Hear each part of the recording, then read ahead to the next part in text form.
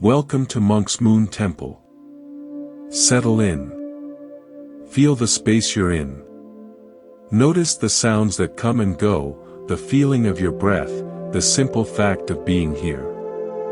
There's a thought, perhaps, about what this is, what you'll get from it, how to do it right. And already, the quiet mechanism we're here to explore has begun its work.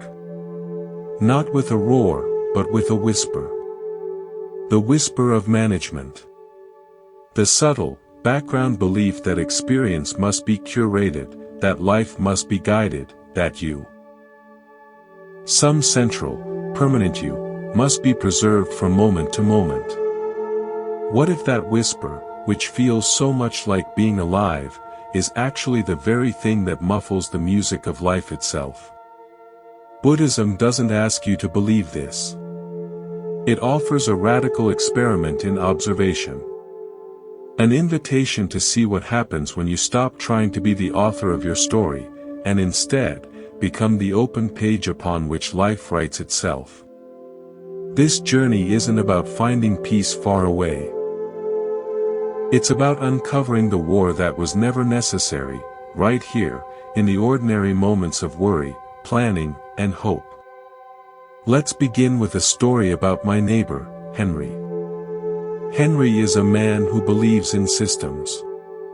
His garage is a masterpiece of organizational tools, labeled bins, color-coded shelves, a precise place for every nail and screw. His life, he felt, should be the same. He used a complex digital calendar to schedule not just work meetings, but leisure time, family bonding, and even spontaneous reflection. He believed if he could just structure everything perfectly, he would finally feel secure, in control, and happy. One Tuesday, his system failed him. A major project at work was cancelled without warning. The 30 hours he had meticulously blocked for it were now a gaping void in his calendar. He sat at his desk, staring at the empty white squares on his screen. He didn't feel relief. He felt a cold, existential dread. The structure was gone, and with it, he felt, went Henry. He was adrift. He told me later, it was like the floor vanished. I wasn't worried about money or my career right then. I was terrified because I didn't know who I was supposed to be for those 30 hours. Without the task, the me who does the task just wasn't there. Henry's fear wasn't about the cancelled project. It was about the dissolution of the self as manager. When the thing to manage disappeared, the manager faced unemployment, and that felt like annihilation. This is the first, crucial insight: control is not about events. It's about identity maintenance. It is the invisible labor of building a raft of me to navigate the river of time, terrified that without the raft, you will drown in the waters of pure, unscripted experience. This is why, in Buddhism, the concept of anatta, or no self, is not a philosophy of negation, but a profound key to liberation. It points out that what you call me is not a solid, captain-like entity steering the ship, but is itself a temporary, flowing pattern in the ocean, a whirlpool mistaking itself for a permanent fixture. The control we exert is the whirlpool's frantic effort to maintain its shape against the ocean's current, an effort that is both exhausting and completely unnecessary for the ocean's existence. Henry's empty calendar squares weren't a threat to his existence, they were an invitation to experience existence without the intermediary of a job title or a to-do list. But to the whirlpool, stillness feels like death. If this exploration into the architecture of your own mind is resonating with you, please consider subscribing to Monk's Moon Temple. Your subscription is like a quiet bell in this digital monastery, a signal that you choose depth over distraction, and it allows us to continue creating these guided explorations into peace. Now, to understand why we would choose such exhausting, futile labor, we must look not to our philosophy, but to our past. The need for control is almost never born in a bookstore reading about wisdom. It's born in the living rooms and kitchens of our childhoods, as a brilliant, desperate strategy for emotional survival. Imagine a young girl named Lila. Lila's home is not a place of predictable comfort. Affection is sometimes overflowing, sometimes icy and withheld. Promises are made and broken. The emotional weather changes without forecast. For a child's developing nervous system, this inconsistency isn't just unpleasant, it feels threatening. The foundation of the world is shaky. So Lila's brilliant mind becomes a full-time meteorologist. She learns to scan the room, to decode tones of voice, to predict the storms. She learns that if she stays very quiet, or if she achieves perfect grades, or if she makes herself small and helpful, she can sometimes avert the cold front. She makes a discovery. Anticipation can soften the blow. Vigilance can create a tiny, temporary shelter of safety. This is not a weakness. It is intelligence of the highest order. It is the psyche learning to build an internal stability when external stability is absent. But here is the fateful, invisible shift: the strategy of control slowly, silently crystallizes into an identity. The one who anticipates stops being something Lila does. It becomes who Lila is. Her sense of being real, of being safe, becomes dependent on the tension of anticipation itself. Without a problem to solve or a mood to predict, she feels strangely absent, unreal. The psychological survival of the anticipatory self becomes more important than physical or emotional survival. Fast forward decades. Lila is now a highly successful crisis manager, praised for her foresight. Yet she feels a deep unease on vacation. She invents problems to solve. The quiet feels like a vacuum threatening to swallow her. She is not resting, she is experiencing the withdrawal symptoms of an identity built on managing chaos. The war is over, but the general doesn't know how to be a civilian. This is the samsaric loop that Buddha identified, a wheel of suffering, not imposed by gods, but constructed by our own misunderstood strategies. The childhood adaptation, control, forges an identity, the controller. The identity, feeling fragile, demands more control to prove it is real. The effort of control generates the anxiety of possibly failing. The anxiety confirms the need for more vigilance. Round and round we go, mistaking the spinning of the wheel for the journey of life itself. We are like a person who, to feel secure on a train, decides to run forward inside their carriage. The exertion convinces them they are propelling the train, and they grow terrified of stopping, believing the whole journey would halt. The fatigue is immense, but the belief in its necessity is absolute. Let's continue. The mind's most convincing magic trick is to take this identity, this sense of a fragile me, and project it forward in time. We call this anxiety. We say we are anxious about the future. But look closely. The knot in your stomach, the racing thoughts, the tightness in your chest, these are all present moment experiences. So what is actually happening? Imagine your awareness is a vast, clear sky. Thoughts, sensations, and emotions are weather patterns moving through it. Anxiety is not the weather itself. It is the act of building a fragile, elaborate house of cards in that sky, a house labeled, my future, and then moving all your furniture, your sense of safety, your worth, your very identity into it. You have psychologically relocated into a fiction. Now, every breeze, every passing cloud in the present moment sky feels like a potential threat to that unreal house.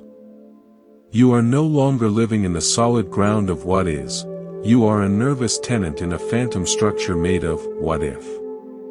Buddha's teaching on mindfulness, sati, is the gentle, firm instruction to move your furniture back. To deoccupy the imagined future and return to the undeniable reality of the present breath, the present sound, the present sensation. In this groundedness, the controller is unemployed. There is no future house to protect.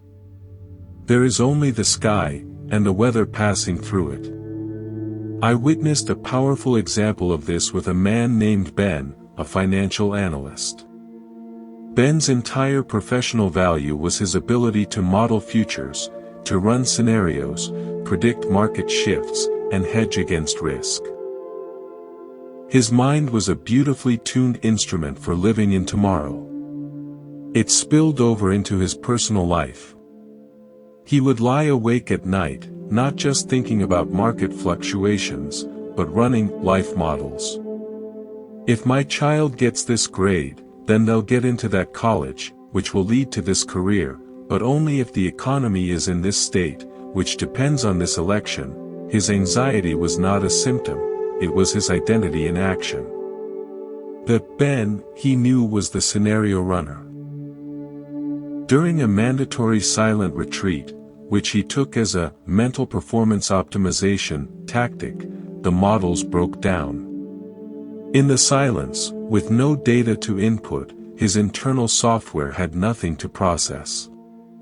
The first 2 days were agony, a system error flashing in his consciousness. On the third day, exhausted, something gave way. He was sitting, and he heard a bird sing. Just a bird. For the first time in decades, he heard a sound without immediately categorizing it, analyzing it, or fitting it into a narrative. It was just sound. A pure, simple occurrence. In that moment, he said, the phantom house of the future collapsed, and he found himself sitting on the simple, solid ground of a bird singing. He wept. He wasn't crying about the past or future. He was crying for the sheer relief of being here, after a lifetime of self-imposed exile in a terrifying, self-made simulation. Ben's story shows us that the future-thinking mind isn't wrong, it's a useful tool. But when the tool becomes the master, when we live inside its projections, we trade the vivid, real texture of life for a terrifying, shadowy puppet show. This obsession with continuity creates a profound irony. The more effort we invest in controlling our experience to remain safe and consistent, the more fragile we actually become. Our sense of self comes to depend on external conditions aligning with our plans. Our worth becomes tied to outcomes meeting our expectations. We build a castle of self on the quicksand of circumstance, and then spend every moment desperately reinforcing the walls against the inevitable tide of change. Buddhism calls this tide anicca, or impermanence. It is not a theory. It is the fundamental law of all conditioned things.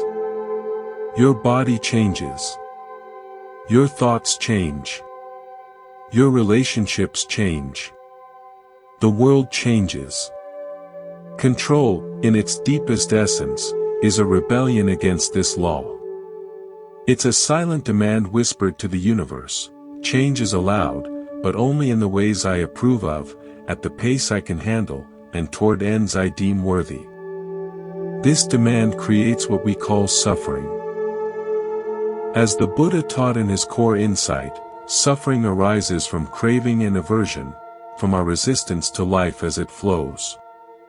The pain of a broken heart is one thing. The added, excruciating layer of, this shouldn't be happening. My life is ruined. I will never be happy again, is the sound of the controller, refusing to allow the weather. It is the second arrow we shoot into our own wound. Consider the story of an artist named Rosa. Rosa was a potter, and she was known for her perfect, symmetrical vases. She had mastered absolute control at the wheel. Her identity was the master of form. One day, a slight tremor developed in her left hand. A neurological blip, the doctor said, likely temporary but unsettling. She tried to throw a vase. The clay wobbled. The symmetrical walls she could once create with her eyes closed were now impossible. Her perfect center was gone. She fell into a depression, not just because of the tremor, but because the Rosa she knew, the masterful controller of form, seemed to have vanished with her steady hand. In despair, she stopped trying to make vases. One afternoon, she just played with the clay, letting her trembling hands do what they would. They created uneven, lumpy, asymmetrical forms. At first, she saw them as failures. But as she looked longer, she saw a raw, expressive beauty in them that her perfect vases never had. They had movement. They had character. They felt alive. Rosa's tremor didn't end her art, it liberated it. It forced her to collaborate with imperfection, with unpredictability, with life itself. She stopped being the dictator of the clay and became its partner. Her new work, imbued with this acceptance, became more sought after than ever. She discovered that the beauty was never in the perfect control of the material, but in the honest dialogue with it. Her suffering didn't end with the tremor. It ended when she stopped fighting it and allowed it to become part of her art. This brings us to a critical crossroads. If control is an exhausting illusion and surrender is the answer, why does the very idea of letting go trigger such visceral fear? Why does it feel less like opening a hand and more like stepping off a cliff? The answer lies in the complete fusion of control with our felt sense of reality. The effort, the planning, the worrying, these aren't just activities we do. They have become the background hum of existence itself, the proof that, I am here. To cease that effort feels, to the mind, like powering down the central processor. What will be left? Silence. Nothingness. Emptiness. The ego interprets these not as peace, but as a void, and it recoils in terror. It's like someone who has lived their entire life in a brightly lit, noisy control room full of blinking monitors. Someone suggests turning off the lights and the machines. But then I won't exist, they scream. They have never experienced the profound, alive silence of the night sky outside the room. They mistake the operation of the machinery for their own being. In Buddhism, this fear is acknowledged with deep compassion. The state of sunyata, often translated as emptiness, is not a nihilistic void. It is the liberating discovery that all things, including the self, are empty of independent, permanent existence. They are interconnected, dependent, and fluid. The controller is empty. The fear is empty. To see this is to realize that what you are afraid of losing was never truly there in the way you thought. It was a ghost you've been paying rent to your whole life. Letting go isn't falling into an abyss, it's finally noticing the solid ground that was beneath your feet all along, which you couldn't feel because you were so busy bracing for a fall. I saw this embodied in a retired military officer, Captain James. For 30 years, his life was a hierarchy, a chain of command, a clear mission. Every action had a purpose, every outcome was debriefed. In retirement, the mission vanished. The command structure dissolved. He found himself in his quiet home, with no orders to give or receive. He described a feeling of terrifying vertigo. It was like being a compass needle when the magnetic field disappears, he said. I just spun. I had no direction. Without a mission, I wasn't a captain. And if I wasn't a captain, I didn't know who was left. He tried to create missions, redecorating the house, optimizing his golf swing, but the existential dread remained. The civilian world didn't respect his rank. His identity was slipping. His breakthrough came in a surprisingly simple way. His young grandson asked him to build a fort in the backyard. Not a strategic outpost, just a fort. There was no blueprint, no objective, no debrief. There were just blankets, chairs, and a child's imagination. As he fumbled with clothespins and laughed at the lopsided result, something shifted. For an hour, he wasn't a captain or a retiree. He was just a grandfather, fully immersed in a playful, pointless, beautiful task. In that unstructured, unmanaged moment, the compass needle stopped spinning. It wasn't pointing anywhere. It was just still. He wasn't someone with a title. He was simply present.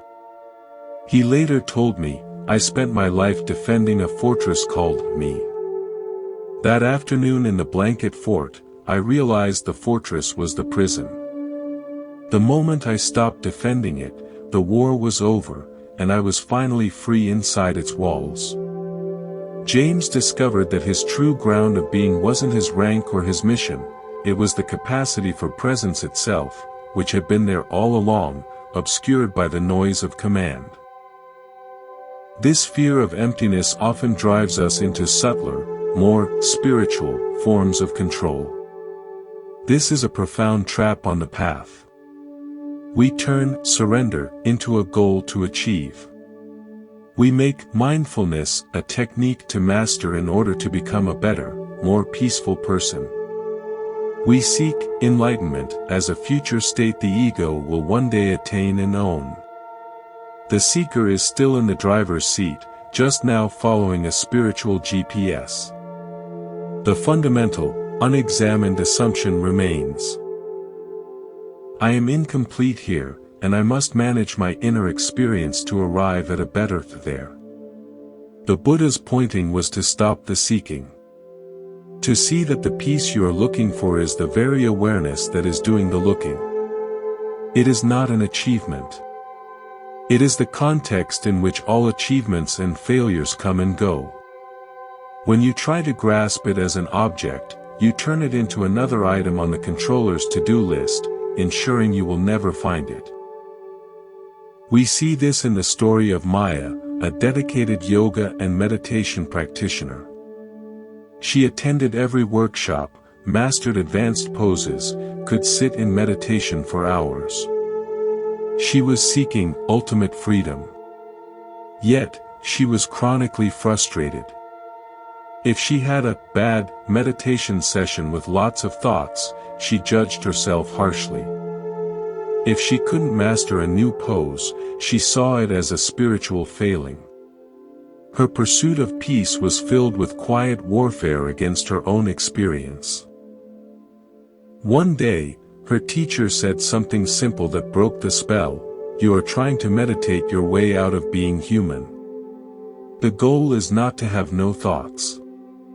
The goal is to stop believing you are the one who needs to have no thoughts. For Maya, this was a shock. Her entire spiritual identity was built on being the one who meditates well. Who would she be without that project? She sat with that question, not as a problem to solve, but as a reality to feel. And in feeling the sheer terror of potentially having no spiritual identity, she accidentally stopped managing her meditation. Thoughts came. Judgments came. And for the first time, she didn't see them as obstacles on her path. She saw them as clouds in the sky of her awareness, intrinsically harmless, simply passing through. In that moment of non-management, she touched a peace that wasn't the result of an effort. It was the space that had been there all along, waiting for the effort to cease. She wasn't a better meditator. She had simply stopped making meditation a problem to be controlled. We've seen how control is an identity project, a rebellion against impermanence, and how the fear of emptiness keeps us locked in its loop. Now, let's examine its most insidious effect, how it corrupts our relationship with the present moment, the only place where life actually occurs. Control, by its nature, is oriented toward the future. It is a forward-projecting beam of attention, constantly scanning the horizon for threats and opportunities to the self it is trying to preserve. In doing so, it turns the present into merely a staging ground for the future. This moment is never good enough as it is only valuable as a platform for launching the next moment, which will be better, safer, more secure. The present becomes a problem to be solved so that the future can be lived. This is a tragic inversion. You end up living your entire life in the waiting room of existence, perpetually preparing to live, but never truly arriving. Think of a woman named Chloe, a dedicated event planner. She was brilliant at creating perfect, seamless experiences for others, weddings, galas, conferences. Her mind lived months ahead, in the world of checklists, vendor contracts, and contingency plans. The day of the actual event was always a blur of stress for her. She was not present at the beautiful wedding, she was mentally scanning for the caterer being 2 minutes late or a flower arrangement slightly off-center. The moment itself was just a minefield of potential failures to be managed. After the event, when clients were euphoric, she was already dissecting what went wrong in her debrief. Her life was a series of beautifully orchestrated moments that she never actually experienced. She was the architect of joy for others, but a stranger to her own. Chloe's story is a metaphor for the controlled mind. It is so busy managing the experience that it misses the experience entirely.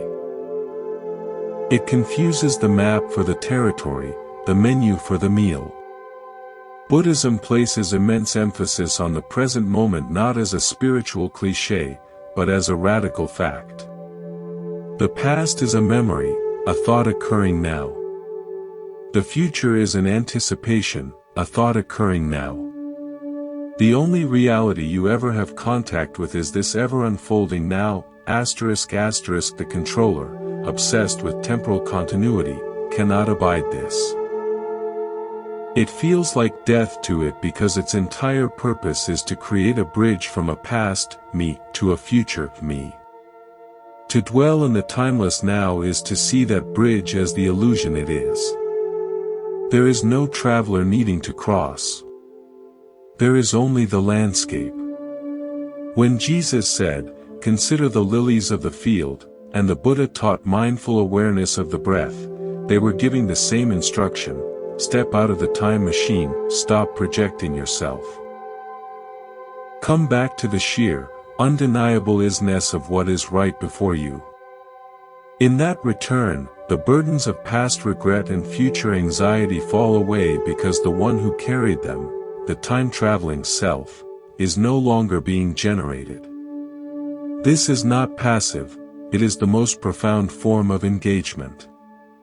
A master carpenter is not thinking about the finished cabinet or regretting a previous cut.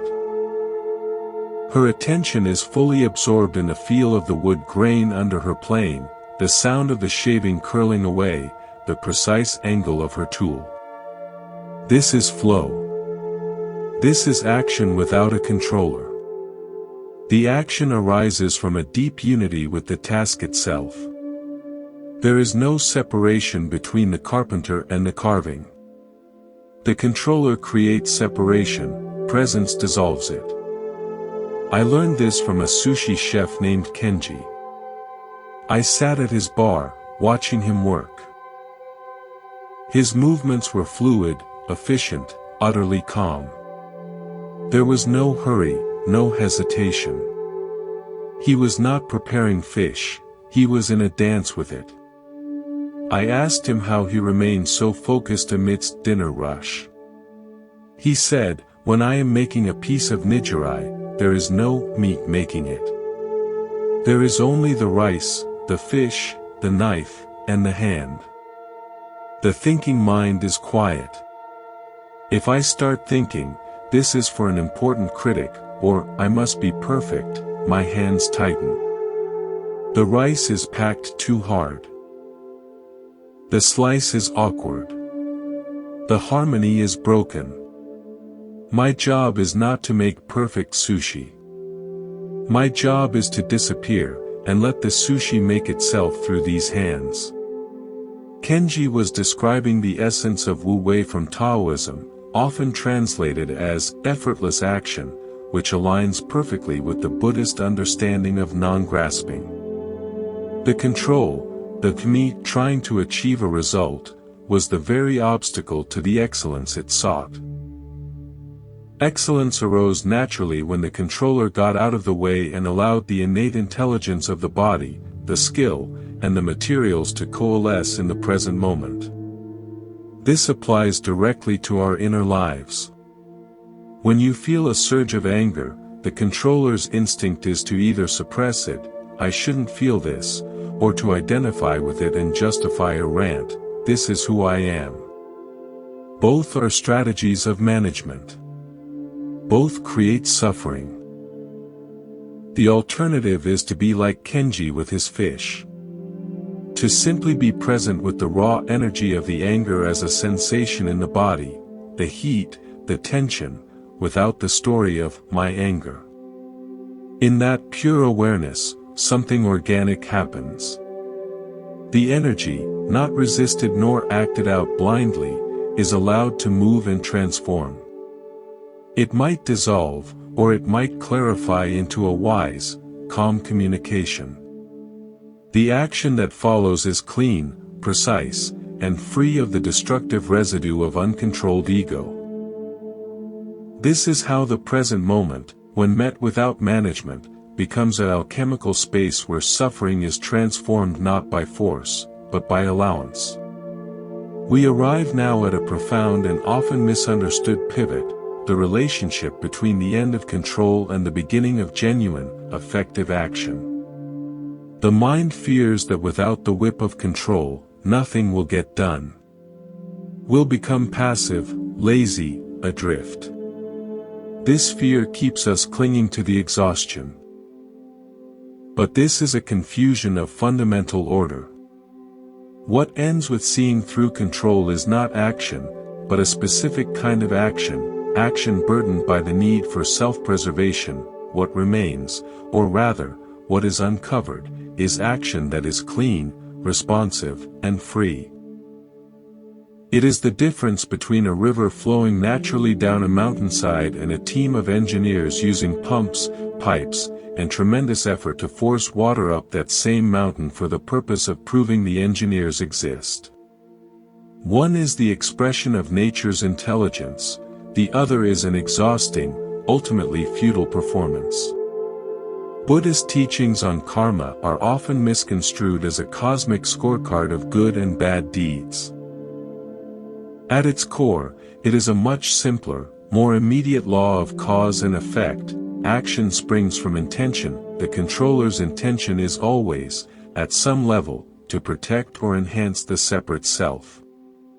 This intention infuses the action with a subtle tension, an agenda, a need for a specific result to confirm the self's worth or safety. This is selfing. When action springs from any other intention, From compassion, from curiosity, from the sheer joy of expression, or from a simple, clear response to what is needed in the moment, that action is karmically light. It doesn't build the heavy, sticky identity of the doer. It gets done, and it passes through the world like a bird through the sky, leaving no trace of struggle behind. Consider the story of two nurses in the same hospital ward. The first, Anna, is deeply invested in being the best nurse. She is meticulous, but she is also anxious. Every task is a test of her competence. A patient's gratitude is a needed validation, a complaint is a personal failure. She stays late, worries constantly, and burns out quickly. Her action is fueled by the need to be a good nurse, to feel like a good person. The second nurse, Leo, simply sees what needs to be done. He is attentive, kind, and skilled, but there is no performative layer. He is not thinking about what the action says about him. He is just responding to the human in front of him. If a family is upset, he meets them with calm presence, not with a defensive need to prove he's not at fault. He goes home tired in body, but not in soul. Anna's action is controlled action, it is a vehicle for her identity. Leo's action is free action, it is a vehicle for care. Both perform similar tasks, but they inhabit entirely different universes of experience. Anna is strengthening her prison with every act of selfless service. Leo is simply being human, and in that, he touches freedom. This is the great paradox the Buddha illuminated. You find yourself by losing yourself, not through martyrdom, but through the loss of the self-concept as the central motive for action. When you are no longer trying to extract safety, worth, or permanence from your activities, those activities become pure, unburdened expression. You can write a book not to become an author, but because there is a song in you that wants to sing. You can build a business not to prove your worth, but to solve a problem you care about. You can have a conversation not to manage someone's impression of you, but to truly connect. The action is the same, but the inner cosmos from which it springs is transformed. I saw a beautiful example of this in a teacher named Mr. Reynolds. He taught high school chemistry for 40 years. For the first half of his career, he was a strict disciplinarian. He controlled his classroom with rules, fear, and a rigid curriculum. He was Mr. Reynolds, the chemistry authority. His students learned, but they didn't love the subject. A personal crisis in his life broke his rigid sense of control. When he returned to teaching, something had softened. He still knew chemistry, but he was no longer teaching to defend his identity as the expert. He began to teach from fascination. He'd get excited about a reaction and say, "Look at this. Isn't this wild?" He allowed curiosity to lead the class, even down tangential rabbit holes. His control over the environment lessened, but his connection to the students and the subject deepened immeasurably. Years later, he was flooded with letters from former students who became scientists, crediting not his strict syllabus, but that one time he got a gleam in his eye and showed them that science was about wonder, not just answers. Mr. Reynolds's effectiveness didn't diminish when his control did, it transcended. He stopped being the source of knowledge and became a gateway for curiosity. His action, teaching, became truly impactful when it was no longer a performance for a fragile self. This shift from control to freedom is not a one-time event. It is a moment-to-moment practice of noticing the clutch of self-concern and gently relaxing it. It's noticing the thought, "I need to do this perfectly to be okay," and seeing it as just a thought, not a truth. It's feeling the anxiety about an outcome and dropping the story to feel the raw energy in the body. Each time you do this, you are not achieving enlightenment, you are simply disidentifying.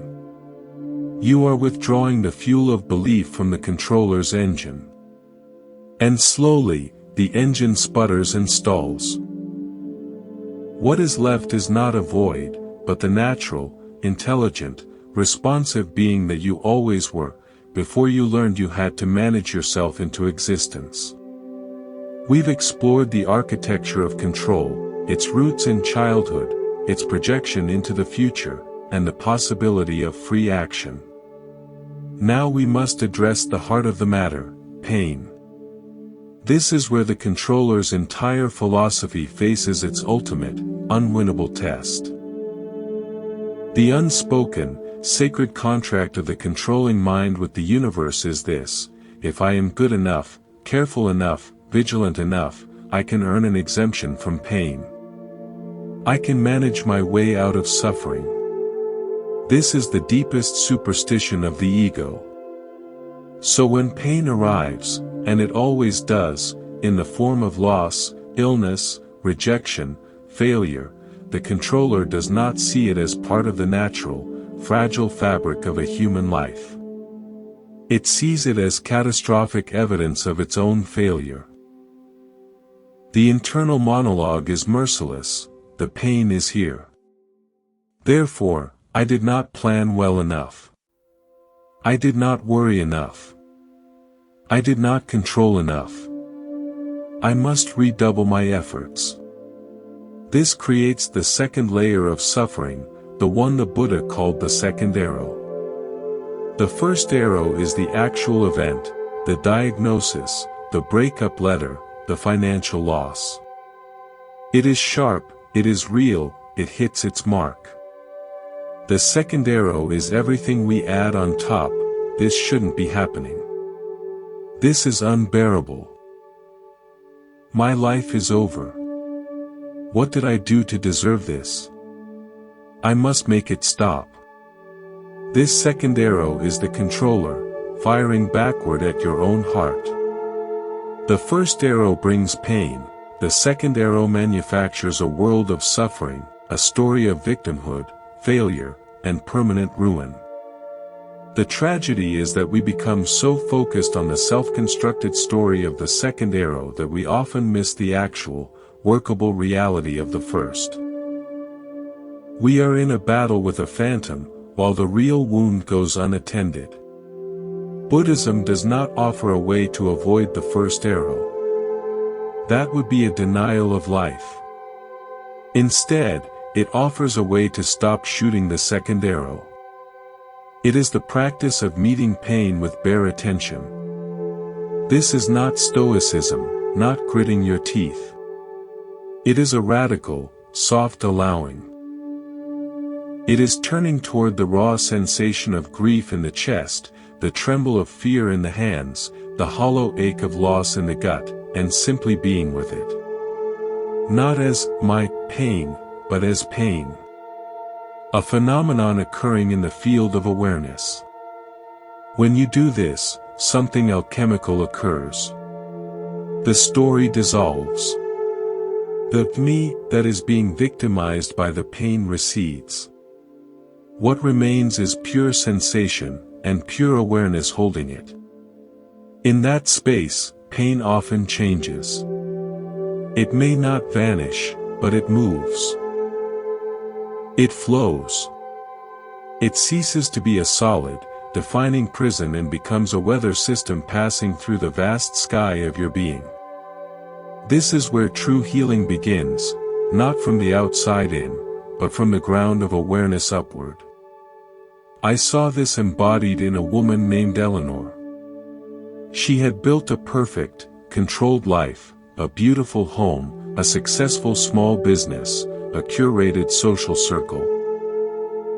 Then, within a single year, her husband left, her business failed due to an economic shift she couldn't have predicted, and she lost her mother. The three pillars of her identity, wife, entrepreneur, daughter, were shattered.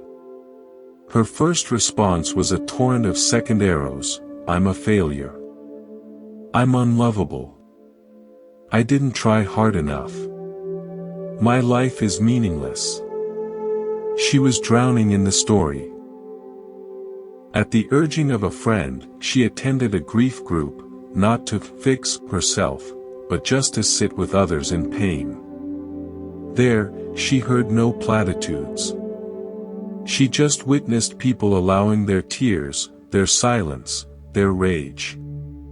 One evening, sitting alone in her now too quiet apartment, a wave of sorrow hit her so hard she couldn't breathe.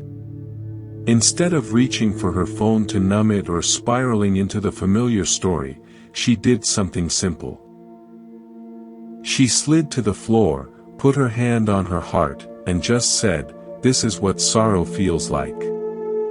She felt the crushing weight, the sobs wrenching her body, the sheer physical truth of it. For the first time, she wasn't Eleanor who had lost everything. She was just a collection of sensations, a process of breaking. And in the center of that breaking, she found a stillness that was not broken. It was the awareness itself, witnessing the storm. From that night forward, her healing journey changed. It was no longer about rebuilding the old, controlled life. It was about discovering what was indestructible within her, the silent witness that could hold any amount of pain without being destroyed by it. She told me, "I lost everything I thought I was. And in that empty space, I found what I actually am. And what I am cannot be lost." This points to the ultimate freedom the Buddha pointed to. Freedom is not the absence of pain. It is the absence of resistance to pain. It is the understanding that you are not the content of your experience, the pain, the joy, the fear, but the boundless space in which all content arises and passes away. The controller is obsessed with the content, trying to keep the good and reject the bad. The awakened heart understands it is the container, and as the container, it is inherently free, whole, and untouched by whatever temporary weather passes through. When you stop identifying as the storm, you realize you are the sky. And the sky is never damaged by the rain. We come now to the great, silent revelation that waits at the end of all our striving. It is not a flash of light, nor a state of perpetual bliss. It is something far more simple, and because of its simplicity, far more profound and often overlooked. When the effort to control finally exhausts itself, not because you've decided to stop, but because you've seen through it. What remains is not some enlightened superstate. It is ordinary mind. It is life, perceived without the frantic, interpretive overlay of a manager trying to secure a future for itself. This is what the Zen masters pointed to when they said, before enlightenment, chop wood, carry water. After enlightenment, chop wood, carry water. The action is the same. The difference is that the inner commentary, the silent hum of self-concern, has fallen away. The wood is just wood. The water is just water. And the one chopping and carrying is not a self engaged in a project of becoming, it is simply life, expressing itself as chopping and carrying. This is the essence of the Buddhist concept of tathata, or suchness. Things as they are, in their own thusness, without our labels, judgments, and manipulations. A thought arises. In the old model, it is instantly grabbed, identified with, judged, this is a bad thought, or this is a profound thought. In the space after control, the thought is seen as a thought. A fleeting formation in consciousness, like a bubble in a stream. It arises, it is known, it pops. No drama. No identity formed around it. The same with emotions, with sensations, with external events. They are allowed to be exactly what they are, for exactly as long as they are. This is not indifference, it is the deepest form of intimacy. It is meeting reality directly, without the filter of your personal agenda. Imagine a man named David who spent years in various therapies and spiritual practices trying to fix his anxiety. He saw it as a flaw, an obstacle to the happy, controlled life he wanted. He tried to manage it, analyze it, breathe through it, transcend it. One day, sitting quietly, a familiar knot of anxiety formed in his stomach. But instead of launching the familiar campaign, "Oh no, here it is again, I have to make it go away," he simply paused. He turned his attention toward the sensation with gentle curiosity. So, this is anxiety, he thought, not as a problem, but as a fact. He felt its texture, its pulsation, its location. He noticed it wasn't solid, it was a collection of smaller sensations, ebbing and flowing. For the first time, he wasn't at war with it. He was just with it. And in that allowance, a space opened up around the anxiety. He realized, I am not this anxiety. I am the awareness that is aware of this anxiety. The identification broke. The anxiety didn't magically vanish, but its power did. It became a neutral pattern of energy in his body, no longer the defining feature of his life. David discovered that what he was seeking, freedom from anxiety, was not found by eliminating the sensation, but by eliminating the one who was trying to eliminate it. Peace was the space that appeared when the war was called off. This is the critical, practical insight: you do not have to change the content of your experience to be free. You have to change your relationship to the content. The controller's relationship is one of ownership and manipulation. This is mine, and it must be different. Freedom's relationship is one of witness and allowance. This is appearing, and it is allowed to be as it is. This shift happens in the micro moments. It's the moment you feel a surge of irritation in traffic and, instead of fueling it with a story about idiot drivers, you simply feel the heat in your face. It's the moment a wave of insecurity hits before a meeting and, instead of believing the story, "I'm not good enough," you note, the insecurity story is here again. This is not suppression. It is disidentification. It is the practice of relaxing the mental fist that clenches around every experience to claim it as me or mine. Buddha's core teaching of the two truths is helpful here. There is the relative, conventional truth: you are a person with a name, a history, a body, feelings, and thoughts. It is perfectly fine to operate in this world. But there is also the ultimate truth: all these phenomena are empty of a separate, permanent self. They are interdependent processes. Wisdom is learning to live at the intersection of these two truths. You care for your body, conventional truth. Without believing you are your body, ultimate truth. You do your work skillfully, conventional, without your worth depending on its outcome, ultimate. You feel emotions fully, conventional, without being owned by them, ultimate. The controller lives only in the conventional, believing it to be ultimate. Freedom is dancing in both, knowing the conventional is a playful, temporary expression of the ultimate. Consider an oak tree in a park. From one perspective, it is a distinct entity with a trunk, branches, and leaves, its conventional truth. But look closer. It is inseparable from the soil, the rain, the sunlight, the carbon dioxide it breathes. It is a momentary gathering of elements, a verb masquerading as a noun. It is not controlling its growth. It is surrendering to the conditions of life, and in that surrender, it becomes magnificently, fully itself. We are no different. When we stop trying to control the gathering, to make ourselves more permanent, more separate, more secure than we are, we too can surrender to the conditions of life.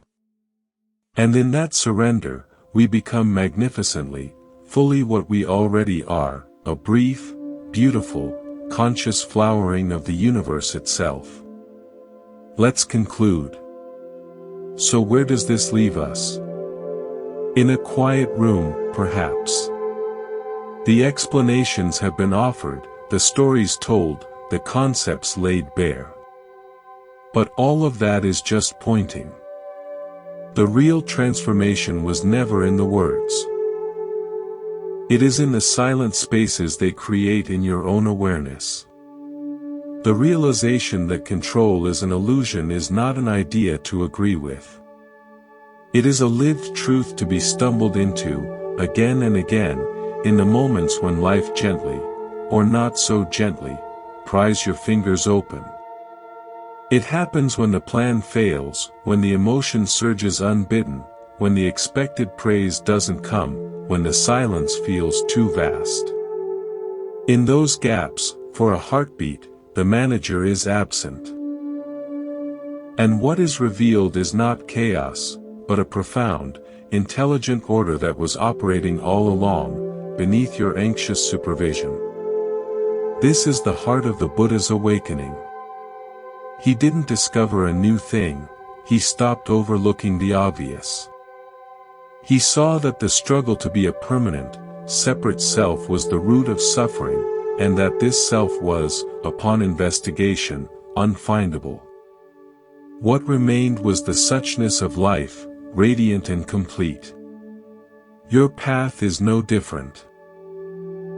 It is the gentle, persistent inquiry, in this moment, what is happening before I call it mine?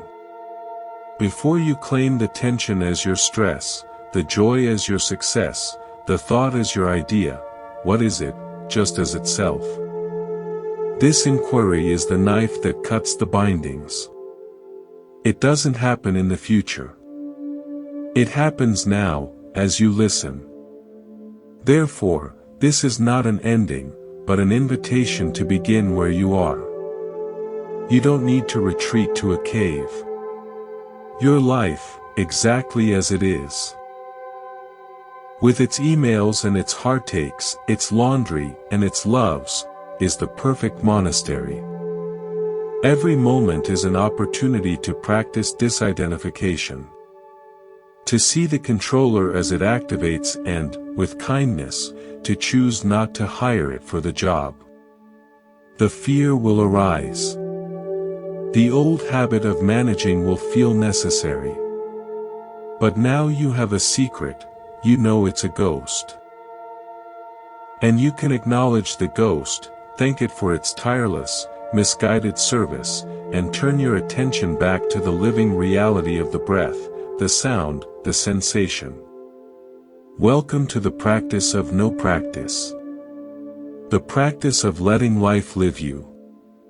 Of allowing the intelligence that beats your heart and digests your food to also guide your actions, from a place deeper than thought. This is trust. Not a blind trust that everything will be pleasant, but a deep trust in the fundamental okayness of reality, and in your innate capacity to meet it. You are not a raft on a river. You are the river. And the river knows how to flow. Thank you for listening. This has been Monk's Moon Temple. May you find peace not in the absence of storms, but in the stillness at their center. May you live from there. Good night.